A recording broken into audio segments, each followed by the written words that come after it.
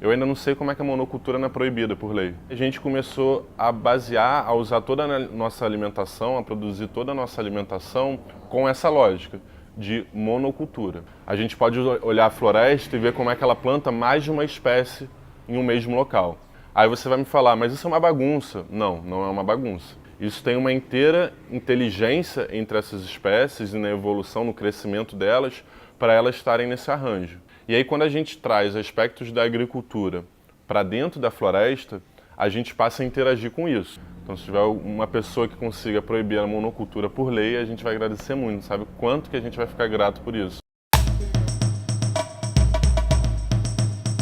A agrofloresta, de forma simples, né, simplificando, é a gente unir, juntar o que a gente vê na floresta, o que a gente vê como a floresta se cria, como ela se faz, com a nossa produção de alimentos, né? Então a gente junta árvores com a produção de alimentos para a gente comer de fato.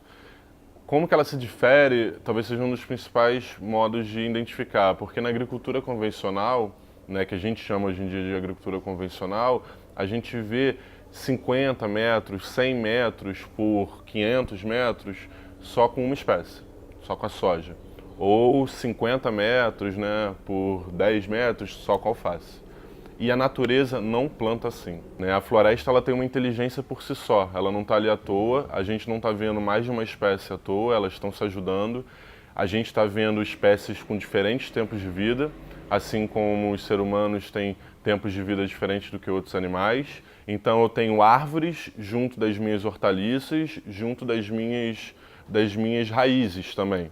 Então eu vou tirar uma raiz, que é a mandioca, junto das minhas hortaliças de alface, rúcula e couve, junto das minhas árvores que podem me dar madeira ou uma fruta como o cacau, né? Então a gente consegue unir todos esses aspectos, juntar todos eles e, por si só, respeitar as dinâmicas da natureza. Se eu cortar uma árvore e botar aquele tronco no chão, eu vou gerar vida. Eu vou atrair uma fauna, então vai vir vários bichinhos e vão começar a comer aquele tronco.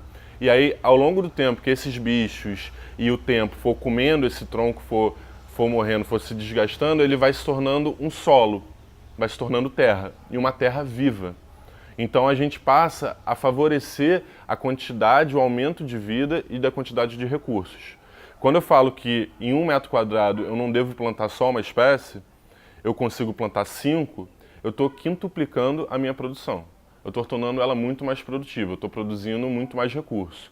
Quando eu falo que eu boto o tronco da árvore em cima da terra para ele se decompor e virar mais terra, eu estou criando solo. Quando eu planto uma floresta numa área de 500 hectares, eu estou criando respiração, essa floresta respira, assim como nós, né? Nós todos respiramos, e a floresta, as folhas também respiram, e isso leva a água, né, para cima, e essa água volta em formato de chuva. Não só para cima também, como água correndo debaixo da terra. Tudo isso que eu falei para vocês são recursos e são vida. Então esse processo é o processo natural que o planeta vive, é o processo natural que existe dentro do planeta. Os animais eles estão presentes para se ajudar, e o ser humano talvez seja um dos únicos que não se ajude. Nem todos, mas tem muitos que não se ajudam. E eu não sei de onde a gente aprendeu isso, porque o sistema natural ele trabalha com uma relação de cuidar. A gente cuida das outras espécies e a gente se ajuda. Por mais que você veja um animal matando o outro e devorando o outro, isso é um processo de cooperação. Não ache que isso é um processo de competição. Só o ser humano criou essa competição fria onde a gente não se ajuda mais. A gente não se ajuda entre a gente e a gente não ajuda também o planeta que a gente vive. Com a agrofloresta a gente vê um outro cenário. A gente vê um cenário onde a gente consegue cooperar com as outras espécies e está dentro dessa inteligência que o nosso planeta tem, né? Onde, por natureza, os processos eles vão gerando mais vida e mais recursos. E a gente passa a fazer isso também de forma natural, não só de forma artificial.